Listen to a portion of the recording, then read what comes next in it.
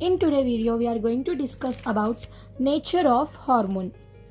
First one is a proteinaceous, second one is amino acid derivative, third one is iodinated, and the fourth one is steroid.